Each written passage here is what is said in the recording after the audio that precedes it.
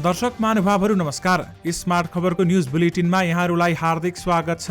म आर्यन नेउपानी। आज मिति विक्रम सम्वत 2079 साल साउन 21 गते शनिबार, इस्वी सम्वत 2022 अगस्त 6 तारिक। सदाको चाहिँ आज पनि हामी उपस्थित भइसकेका छौँ आजका महत्त्वपूर्ण समाचारहरू लिएर। हामीलाई अन्तिमसम्म हेर्नुहोला अनि हाम्रो मेहनतका लागि यो भिडियोमा एउटा लाइक अवश्य गर्नुहोला। दर्शक महानुभावहरू, पल पलको न्युज अपडेटका लागि हाम्रो च्यानललाई सब्स्क्राइब गरी नजिकै आउने बेल आइकनलाई क्लिक गर्नुहोला। कहाँबाट हेर्दै हुनुहुन्छ अनि के कस्तो लाग्दैछ आफ्ना कुराहरू तलको कमेन्ट बक्समा कमेन्ट गर्नुहोला। दैनिक रूपमा हेर्नुहुन्छ भने रेगुलर भनेर लेख्नुहोला। आज पहिलोचोटि हो भने फर्स्ट टाइम भनेर लेखिदिनुहोला। दर्शक महानुभावहरू, देशभित्रबाट हेरिरहनु भएको छ भने आफ्नो गाउँ ठाउँ सहर अनि जिल्लाको नाम लेखिदिनुहोला। विदेशबाट हामीलाई हेरिरहनु भएको छ भने कुन देशबाट हेर्नु भएको छ त्यो कुरा पनि तलको कमेन्ट बक्समा कमेन्ट गरिदिनुहोला। आउनुहोस् दर्शक महानुभावहरू, आजका मुख्य समाचार सुरु गरौँ। मुख्य समाचारका शीर्षकहरूबाट। नेकपा एकीकृत समाजवादीका अध्यक्ष माधव नेपालको भयानक अलमल, कार्यकर्ताको गिर्दो मनोबल। अरुण तेस्रोको बिजुलीको बजार सुनिश्चित, पीटीसी भारतले किन्ने। ऐनमा तालाबन्दी अन्त्यको व्यवस्था गर्न विश्वविद्यालयहरूलाई शिक्षा मन्त्रीको निर्देशन। सुदूरपश्चिमका कोरोना संक्रमित अस्पताल भर्ना हुन थाले। गठबन्धन गरेका दलले एउटै चुनाव चिन्ह लिन पाउने। सत्ता सञ्चालनको कुरा दिल्लीमा होइन जनताको बीचमा हुनुपर्छ भन्दै विजिक्सेको धारणा। हामी छिट्टै सिंहदरबारमा पुग्छौं भन्दै राष्ट्रिय स्वतन्त्र पार्टीका सभापति रवि लामिछानेको भनाई। कोभिड-19 संक्रमितको जेन सिक्वेन्सिङ गरिने। प्रचण्ड जापान उड्नअघि ताइवान बारेमा निजी सचिवालयको वक्तव्य। पछिल्लो 24 घण्टामा नेपालमा थप 912 जनामा कोरोना संक्रमण पुष्टि, थप 1 जनाको मृत्यु। गायिका मेलिना राईले तोडिन् प्रेमी सञ्जीव ब्राइलीसँगको एंगेजमेन्ट। एमालेको बहिष्कारपछि धरान उपमहानगरपालिकाको कार्यपालिका बैठक स्थगित भयो। सरकारको स्पष्टीकरण, केपी ओलीको गुप्तचरी गरेका छैनौं। केपी ओलीले भने एउटा स्वतन्त्रले एकछिन मनोरञ्जन गर्दैमा देशको उन्नति हुँदैन। सत्ता गठबन्धनले निर्वाचनमा तालमेल गर्नु संविधान विपरीत भन्दै भीम रावलको भनाई। कच्चा तेलको मूल्य 5 महिना यताकै न्यून बिन्दुमा। सुनको मूल्य तोलामा 700 रुपैयाँले बढ्यो। प्रहरीको नियन्त्रणमा लिएको वस्तु युरेनियम नभएको पुष्टि। भक्तपुरमा जनीपुरीमा साउन 26 र गाई जात्रा 27 गते मनाइने। सत्ता गठबन्धनको बैठक बस्दै सिट बाँडफाँड बारेमा छलफल हुने। माग्ने बुढाको ठाउँमा कमेडी हबको निर्देशन गर्न जितु नेपाललाई मिडिया हबले प्रस्ताव गरेको हो त यसबारे पुरै जानकारी। पेलोसीको ताइवान भ्रमण, दुर्भावनापूर्ण उत्तेजना भएको रुसको टिप्पणी। केपी ओलीको भनाई, देश बर्बाद हुनबाट बचाउन एमालेले जित्नै पर्छ। जनता पार्टीको सेवक होइन देशको मालिक बन्नुपर्छ भन्दै कमल थापाले भने। केपी ओलीको भनाई, मेहनत गरे एकल बहुमतको सरकार बनाउन सक्छौं। परराष्ट्र मन्त्री खड्का मंगलबार चीन जाने। शेरबहादुरको गन्तव्य मेडम साहेब, प्रचण्डको सुपुत्री माधवको गन्तव्य नै छैन भन्दै नेकपा एमालेका अध्यक्ष केपी शर्मा ओलीले भने। राष्ट्रिय सभाबाट राजीनामा दिएर चुनाव लड्ने तयारीमा नारायण काजी श्रेष्ठ। अमेरिकाको नाम नलिई प्रचण्डले भने चीनको एकतामा बाधा हुने गतिविधिको विरोध गर्छौं। धरानको कार्यपालिका बैठक एमालेद्वारा बहिष्कार। मेयर हर्क साम्पाङ भन्छन् यो त ठिक भएन। कांग्रेस नेता राहुल गान्धी हिरासतमा। अब सुन्नुहोस् पुरा समाचार। धरान उपमहानगरपालिकाको कार्यपालिका बैठक नेकपा एमालेबाट निर्वाचित वडाध्यक्ष र कार्यपालिका सदस्यहरूले बहिष्कार गरेका छन्। शुक्रबारका लागि बोलाएको बैठकमा सहभागी भएर एमालेबाट निर्वाचित जनप्रतिनिधि र कार्यपालिकाका सदस्यहरूले स्थगित भन्दै हिँडेका हुन् भने एमालेले बैठक बहिष्कार गरेपछि दिउँसो 1 बजे बसेको कार्यपालिका बैठक एजेन्डामा छलफल नै नगरी स्थगित भएको उपमेयर ऐन्द्र विक्रम बेखाले बताएका छन्। उनका अनुसार बैठकमा उपस्थित भएर पनि बहुमत रहेको एमालेका जनप्रतिनिधिहरूले कारण नै नदिई उठेर हिँडेका हुन् भने बैठक सुरु गर्दा एमालेबाट छानिएका कार्यपालिका सदस्य र वडाध्यक्ष सबै उपस्थित थिए। धरानमा नयाँ प्रशासकीय अधिकृत उद्धव प्रसाद रिजाल पुगेका छन्। धरानका जनप्रतिनिधिहरूले सुरुमा उनीहरूसँग परिचय गरेका थिए भने त्यसपछि एमालेबाट निर्वाचित वडा नम्बर 15 का अध्यक्ष नरेश इबारमले बैठक स्थगित गर्न भनेका थिए। दर्शक महानुभावहरू, एमालेले बहिष्कार गरे पनि नेपाली कांग्रेस, नेकपा माओवादी केन्द्र, राष्ट्रिय प्रजातन्त्र पार्टी र स्वतन्त्रबाट निर्वाचित वडाध्यक्षहरू भने बसेका थिए। यसबारेमा मेयर हर्क साम्पाङले हामीसँग कुरा गर्दै एमालेको यो कदमले धरानको विकास नै प्रभावित हुने बताएका छन्। एमालेले किन बहिष्कार गर्यो मलाई थाहा भएन। हामीले बहिष्कार गर्नुको कारण पनि सोध्यौं तर उहाँहरू केही नभनी एकपछि अर्को गर्दै हिँड्नुभयो। मेयर साम्पाङले हामीसँग भने म मेयरको भूमिकाबाट समन्वय गर्न वार्ता गर्न तयार छु तर बैठक नै बहिष्कार गरेपछि धरानको विकास कसरी अघि बढ्छ भन्दै उहाँले बताउनु भएको छ। यानि कि साम्पाङले एमालेको यो कदम ठिक नभएको बताउँदै सबै दलसँग आफू वार्ताका लागि तयार रहेको समेत बताएका छन्। नेकपा एमालेका अध्यक्ष केपी शर्मा ओलीले आफूलाई चुनाव हार्ने छुट नभएको बताएका छन्। काठमाडौँमा भएको कार्यक्रममा ओलीले देशलाई हार्न नदिन एमालेले चुनाव जित्नुपर्ने बताएका छन् भने चुनाव हारेमा एमालेका लागि त केही छैन, 5 वर्ष प्रतिपक्षमा बसेर देश र जनताको पक्षमा बोल्छ उनले भने। तर एमालेले हार्दा देश हार्छ, एमालेले जित्नै पर्ने कारण के छ भने देशलाई जिताउनु छ। अहिलेको सरकारले 1 वर्षमा नै देशलाई दुर्गतिमा लगेको भन्दै ओलीले उनीहरूले थप 5 वर्ष यस्तै गरेर देश चलाए खत्म हुने बताएका छन्। देशलाई बर्बादीबाट पनि बचाउनका लागि एमालेले चुनाव जित्नुपर्ने उनले दोहोऱ्याएका छन्। गायिका मेलिना राईले प्रेमी सन्दीप बराइलीसँग केही समय अघि गरेको एङ्गेजमेन्ट तोड्ने निर्णय गरेकी छन्। आफूहरूबीच वैचारिक मतभेद देखिन थालेपछि एङ्गेजमेन्ट तोड्ने निर्णय गरेको उनले सामाजिक सञ्जाल मार्फत जनाएकी छन्। सङ्गीतकर्मी समेत रहेका प्रेमी बराइलीसँग केही महिना अघि उनले एङ्गेजमेन्ट गरेकी थिइन्। फेसबुकमा स्टाटस लेख्दै उनले सबै एङ्गेजमेन्ट विवाहमा परिणत हुनुपर्ने भन्ने बाध्यकारी नहुने समेत स्पष्ट पारेकी छन्। एङ्गेजमेन्ट गर्नु मेरो जीवनको एउटा गम्भीर निर्णय थियो। एउटा परिस्थितिमा हामी दुई बीच भविष्यमा सँगै जीवन बिताउने सोच सहित त्यो निर्णय गरिएको थियो भन्दै उनले लेख्छिन्। समय छोटो भए पनि जिन्दगीको बारेमा लामो विमर्श भयो। हामी बीच वैचारिक रूपमा स्पष्ट मतभेद देखिन थाल्यो, अर्थात् हाम्रो विचारमा मिल खान सकेन उनले लेखेकी छन्। आजकै मितिदेखि एङ्गेजमेन्ट तोडिएको सामाजिक सञ्जालबाट सार्वजनिक गर्दै उनले शुभचिन्तकमा पर्न गएको असरप्रति क्षमा प्रार्थी भएको जानकारी गराएकी छन्। भविष्यमा अझ मेहनत गरेर साङ्गीतिक क्षेत्रबाट देशको सेवा गर्ने उनले बताएकी छन्। गत वैशाख 2 गते सञ्जीव र मेलिनाले आफूहरूले एङ्गेजमेन्ट गरेको तस्बिर सार्वजनिक गरेका थिए भने एरेन्जर तथा गिटारिस्ट समेत रहेका सञ्जीवसँग मेलिनाको 2 वर्ष अघि नै एङ्गेजमेन्ट भएको थियो र उनीहरूले यसै वर्ष विवाह गर्ने योजना समेत बनाएका थिए। राष्ट्रिय स्वतन्त्र पार्टीका सभापति रवि लामिछानेले नागरिकका समस्या ठूला दलहरूको मुद्दा बन्न नसकेको बताएका छन्। नागरिकले दैनिक जीवनमा भोगिरहेका समस्यालाई आफ्नो पार्टीले मुख्य एजेन्डा बनाएको बताएका हुन्। दाङमा राष्ट्रिय स्वतन्त्र पार्टीको भेलालाई सम्बोधन गर्दै उनले भनेका छन्, हाम्रा एजेन्डाहरू पार्टीका घोषणापत्र जस्ता छैनन्, जस्ता हाम्रा मालिक हुन्। उनीहरूसँग जोडिएका समस्याहरू नै हाम्रो पार्टीको मूल मुद्दा हुन्। हामी यसबाट विचलित हुँदैनौँ भन्दै उहाँले बताउनु भएको छ। उनले आफ्नो पार्टीले जताततै मुद्दा उठाएर चुनाव जित्ने र जनताका मुद्दाहरूको एजेन्डा बोकेर सिंहदरबारको यात्रा तय गर्ने समेत दावी गरेका छन् र हेर्नुहोला, सुन्नुहोला, रेकर्ड गर्नुहोला, हामीले छिट्टै जनताको मुद्दाहरूमा टेकेर सिंहदरबारको यात्रा तय गर्नेछौँ। अहिलेका दलहरूले देशमा भ्रष्टाचार बढाउने र जनतालाई मुलुकभित्रै बस्न नसकिने स्थिति सिर्जना गरेको समेत उनले आरोप लगाएका छन्।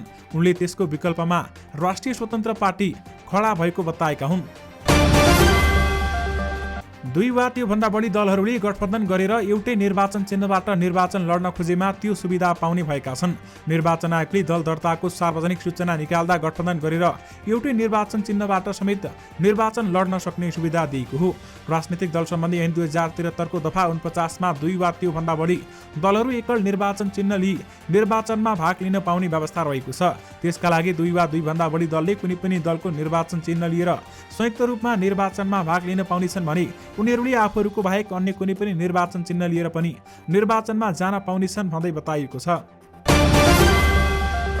नेकपा एमालेका अध्यक्ष केपी शर्मा ओलीले नेताहरूले केही गरेनन्, अब स्वतन्त्रले गर्छ भनेर हल्ला चलाइदिने गरेको आरोप लगाएका छन्। एक ठाउँको स्वतन्त्रले एकछिन मनोरञ्जन गर्नु एउटा कुरा हो भने ओलीले छिटफुट र अपवादका रूपमा स्वतन्त्र भए भन्दै देशको समग्र योजनाबद्ध विकास, उन्नति, प्रगति हुन नसक्ने बताएका छन्। स्वतन्त्रका सोच हुन्छन् कि हुँदैनन्?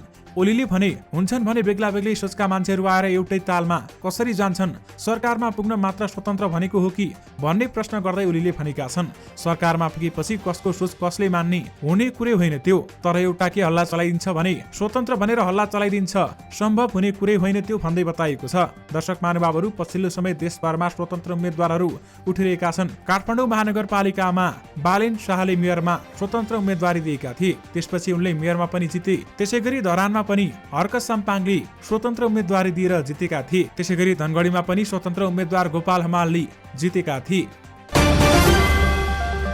मिडिया हबको टेलिभिजन हास्य व्यङ्ग्य कार्यक्रम कमेडी हब अहिले प्रसारण भइरहेको छ। कम्पनीले निर्देशक केदार घिमिरे माग्नेबुढा र राजा राजेन्द्रसँग 26 एपिसोडसम्मको लागि सम्झौता गरेको थियो भने आगामी साता 11औं भाग प्रसारण तयारीमा छ।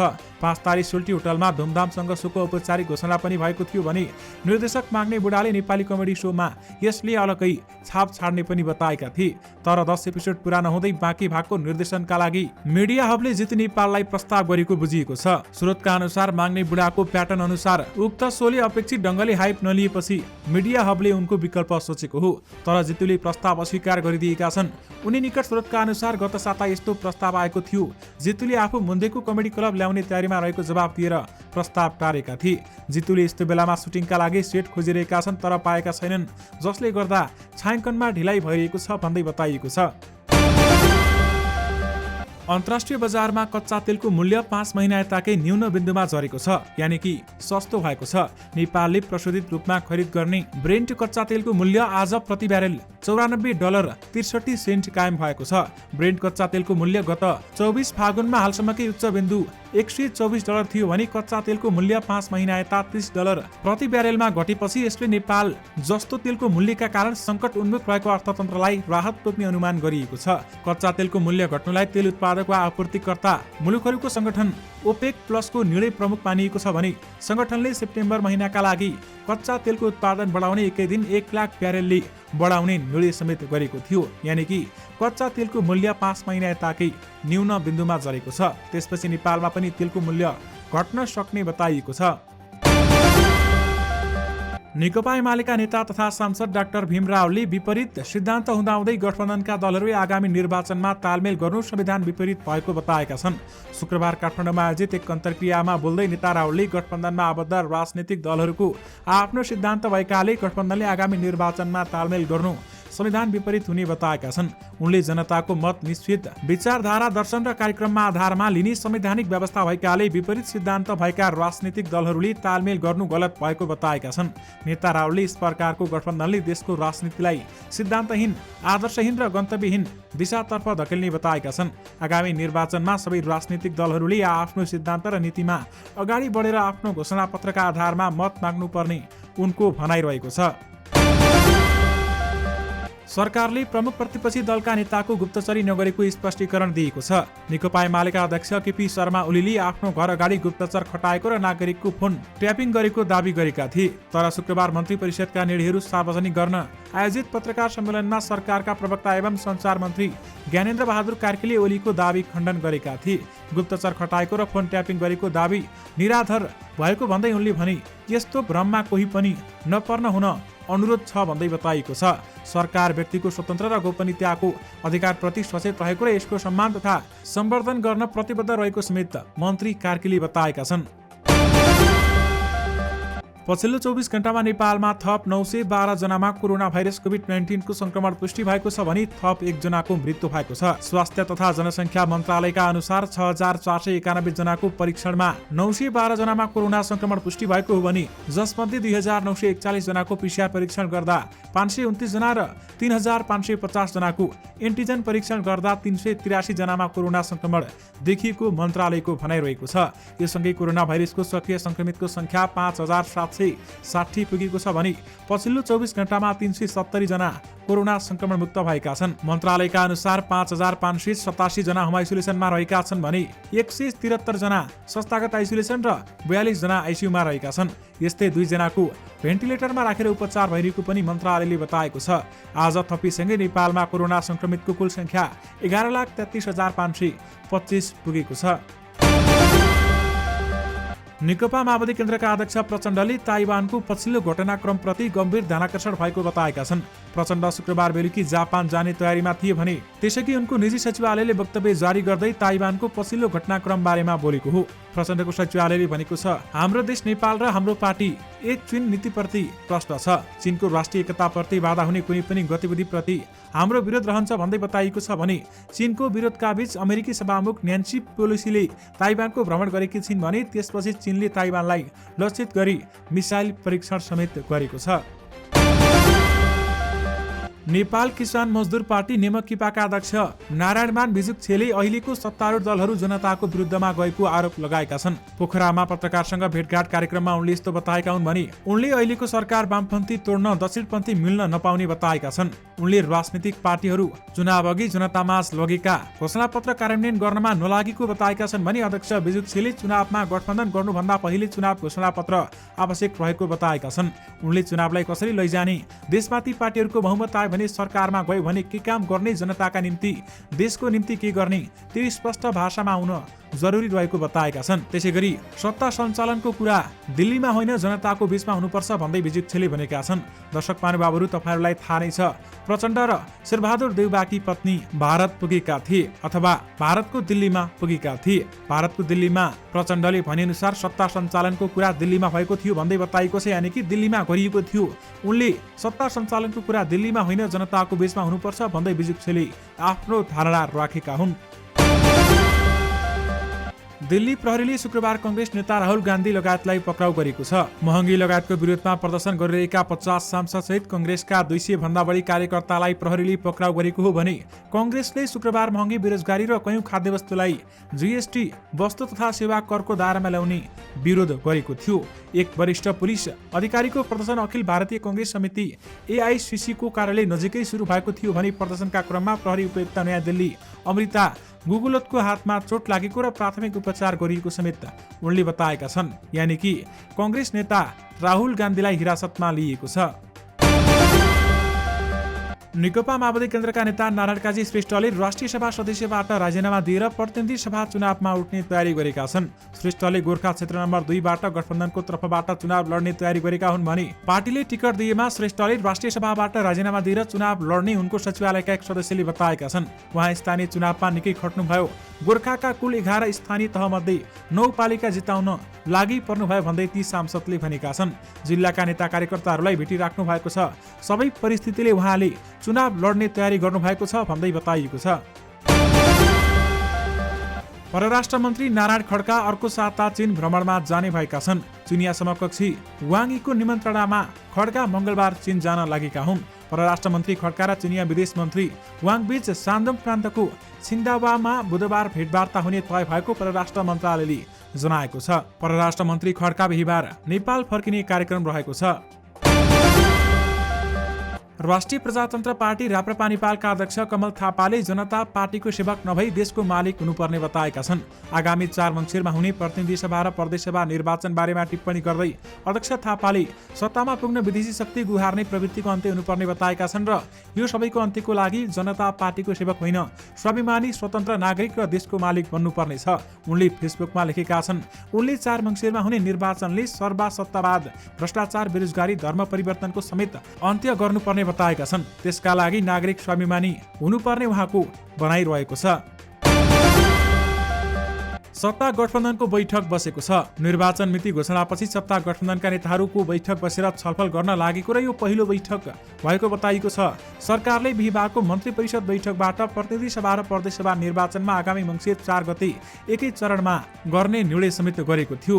सत्ता साझेदार दलहरूबीच स्थानीय तह निर्वाचनमा जस्तै गठबन्धन गरेर निर्वाचनमा जाने विषयमा छलफल हुँदै आएको छ र साथमा सत्ता गठबन्धनको बैठक बसेको छ भने सिट बाँडफाँड बारेमा छलफल भएको समेत बताइएको छ। भक्तपुरमा गुन्हुपुनी जनीपुडीमा साउन 26 गते र सापारू गाई जात्रा साउन 27 गते मनाइने भएको छ। यसै वर्ष जनीपुडीमा र गाई जात्रा एकै दिन परेकाले अन्यल उत्पन्न भएको जनाउँदै भक्तपुर नगरपालिकाले तलेजुका पुजारीहरूसँगको छलफलपछि साउन 26 गते जनीपुडीमा र 27 गते गाई जात्रा मनाउने निर्णय गरेको हो। भक्तपुरमा चाडपर्व मनाउन तिथिमितिमा अन्यल उत्पन्न भए तलेजुमा जुन दिन सिकाइन्छ सोही अनुसार सर्वसाधारणले पनि चाडपर्व मनाउने प्रचलन रहेको छ। तिथि घटबडका कारण कुनै 2 तिथि एकै दिन परे तलेजुका मूल पुजारी राजोपाध्याय एवं पुजारीहरू, कर्मचारी र जोशीहरूले आपसमा ज्योतिष विज्ञानको आधारमा छलफल गरी चाडपर्व मनाइने पनि गरिन्छ। यानि कि भक्तपुरमा जनीपुडीमा साउन 26 र गाई जात्रा 27 गते मनाइने भएको छ। आज सुन र चाँदीको मूल्य बढेको छ। नेपाल सुन चाँदी व्यवसायी महासंघका अनुसार सुनको मूल्य तोलामा 700 र चाँदीको मूल्य 10 रुपियाँले वृद्धि भएको छ। आज छापावाला सुनको मूल्य तोलामा 96,800 रुपियाँ र तेजाबी सुनको मूल्य 96,300 रुपियाँ तोकिएको छ। अघिल्लो दिन छापावाला सुनको मूल्य तोलामा 96,001 रुपियाँ र तेजाबी सुनको मूल्य 95,600 रुपियाँ तोकिएको थियो। आज चाँदीको प्रतितोला मूल्य 1,220 रुपियाँ तोकिएको छ भने अघिल्लो दिन चाँदीको प्रतितोला मूल्य 1,210 रुपियाँ रहेको थियो। कोभिड-19 सङ्कट व्यवस्थापन समन्वय केन्द्र सीसीएमसीको बैठकले कोभिड-19 को नयाँ भेरिएन्टका सन्दर्भमा अध्ययन गर्न संक्रमितको जिन सिक्वेन्सिङ गर्ने निर्णय गरेको छ।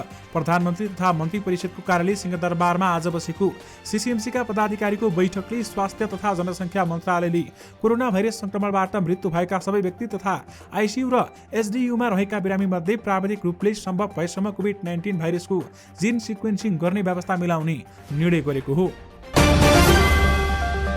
सुदूरपश्चिम प्रदेशमा अस्पताल भर्ना हुनुपर्ने गरी कोरोना भाइरसको संक्रमण फैलिएको छ। कोरोना संक्रमण भएर स्वास्थ्यमा जटिल समस्या सृजना भएपछि प्रादेशिक अस्पताल भर्ना हुनेको संख्या दैनिक जसो बढ्न थालेको सूचना अधिकारी दिलीप कुमार श्रेष्ठले जानकारी दिनुभएको छ। उनका अनुसार आजसम्ममा अस्थायी अस्पतालमा 14 जना संक्रमितहरूलाई भर्ना गरिएको छ भने 1 जनालाई आइसियु, 9 जनालाई अक्सिजन सपोर्टमा र अन्य 3 जनालाई जनरल वार्डमा राखिएको श्रेष्ठले बताउनु भएको छ। शिक्षा विज्ञान तथा प्रविधि मन्त्री देवेन्द्र पौडेलले विश्वविद्यालयमा हुने तालाबन्दी अन्त्य गर्न ऐनमै व्यवस्था गरेर अघि बढ्नुपर्ने उपकुलपतिहरूलाई निर्देशन दिएका छन्। शुक्रबार विश्वविद्यालय अनुदान आयोग युजिसीमा सम्पूर्ण उपकुलपतिहरू सहित बसेको बैठकमा शिक्षा मन्त्री पौडेलले विश्वविद्यालयहरूको आफ्नो ऐनमा व्यवस्था गरेर लैजान निर्देशन दिएका थिए। उनले भने तालाबन्दीले विश्वविद्यालय थिलथिलो बनाएको छ, त्यसैले तालाबन्दी अन्त्यका लागि आफ्नो ऐनमा व्यवस्था गरेर लैजान निर्देशन दिएको छु भन्दै बताइएको छ। नेपालमा भारतले बनाइरहेको अरुण तेस्रो जलविद्युत आयोजनाबाट उत्पादन हुने बिजुलीको बजार सुनिश्चित भएको छ। सतलज जलविद्युत विकास निर्माण अन्तर्गतको एसजेभिएन अरुण 3 पावर डेभलपमेन्ट कम्पनीले बनाउने आयोजनाको बिजुली पिटिसी भारतले किन्ने भएको छ। SJVN Arun 3 power development company र पिटिसी इन्डिया बीच समझदारी पत्रमा हस्ताक्षर समेत भएको छ। यानि कि अरुण तेस्रोको बिजुली बजार सुनिश्चित भएको छ भने पिटिसी भारतले किन्ने बताइएको छ। चुनाव आयो तर माधव नेपाललाई अब कसरी जाने हो ठ्याक्कै थाहा छैन। उनी बिहान कङ्ग्रेसलाई एक्लै हिँड्न खोजेको भन्दै बेसमारी आलोचना गर्छन्। कङ्ग्रेसले दम्ब देखाउने हो भने हामी समाजवादी गठबन्धन बनाउँछौँ, उनी यस्तै भन्छन्। दिउँसो उनको पारो मत्थर हुन्छ, साँझ त उनी सत्ता गठबन्धनको विकल्प नभएको भन्दै यसको अस्तित्व चुनावसम्म मात्रै होइन, त्यसपछि पनि यत्तिकै अघि बढ्ने दाबी समेत गर्छन्। यानि कि माधव नेपालको भयानक अलमल देखिएको छ भने कार्यकर्ताको मनोबल पनि गिर्दै गइरहेको देखिएको छ। युरेनियमका आशंकामा नियन्त्रणमा लिएको वस्तु नक्कली भएको प्रहरीले बताएको छ। युरेनियम बिक्री हुँदै गरेको अवस्थामा प्रहरीले 2 स्थानबाट प्रहरीले 2 किलोभन्दा बढी युरेनियम जस्तो देखिने वस्तुसहित 15 जनालाई पक्राउ गरेको थियो। शङ्कास्पद वस्तु परीक्षणका लागि खानी तथा भूवर्ग विभागमा पठाएको थियो भने परीक्षणबाट रिपोर्ट नेगेटिभ आएको जिल्ला प्रहरी कार्यालय मोरङका प्रहरी परीक्षक शान्तिराज कोइरालाले बताउनु भएको छ। प्रमुख प्रतिपक्षी दल नेकपा एमालेका अध्यक्ष केपी शर्मा ओलीले प्रतिनिधि सभा र प्रदेश सभा निर्वाचनमा आफ्नो पार्टीले हार्न नमिल्ने बताएका छन्। आफ्नो पार्टीले सो निर्वाचन गर्दा अथवा हार्दा देशले हार्ने भएकाले जित्नै पर्ने अवस्था आइपरेको अध्यक्ष ओलीले जिकिर गर्नु भएको छ। त्यसैगरी दर्शक महानुभावहरू सत्ता गठबन्धनलाई पनि उहाँले कडा प्रहार गर्नु भएको छ। शेरबहादुरको गन्तव्य मेडम साहेब भन्दै बताइएको छ, यानि कि उनकी पत्नी आरजु राणा। त्यसैगरी प्रचण्डको सुपुत्री भन्दै बताइएको छ, यानि कि प्रचण्डकी छोरी रेणु दाहाल र माधव नेपालको त गन्तव्य नै छैन भन्दै केपी ओलीले कडा व्यङ्ग्य गरेका छन्। रुसी सुरक्षा परिषदका उपाध्यक्ष दिमित्री मेदवेदेवले बिहिबार अमेरिकी संसद सभामुख नेन्सी पेलोसीको ताइवान भ्रमणलाई दुर्भावनापूर्ण उत्तेजना भनेका छन्। आरआईए उपस्थित संघको अन्तर्वार्तामा मेदवेदेवले भनेका छन्, संयुक्त राज्य अमेरिकाले एक चीन नीतिको पालना गरेको दावी गरे पनि विरोधाभासपूर्ण अभिव्यक्ति दिएको छ, जसका उद्देश्यहरू अस्पष्ट छन् भन्दै बताइएको छ। मेदवेदेवले यो भ्रमण एसिया अन्तर्राष्ट्रिय सुरक्षालाई कमजोर पार्ने उद्देश्यले जानी गरिएको उक्साहट भएको बताएका छन्। दर्शक महानुभावहरू, यो सँगै तपाईहरुमा आजका सबै मुख्य समाचारहरू राखिसकेका छौं। फेरि पनि तपाईहरुमा नयाँ मुख्य समाचारका साथमा उपस्थित हुने नै छौं। अहिलेलाई भने मलाई बिदा दिनुहोस्। नमस्कार।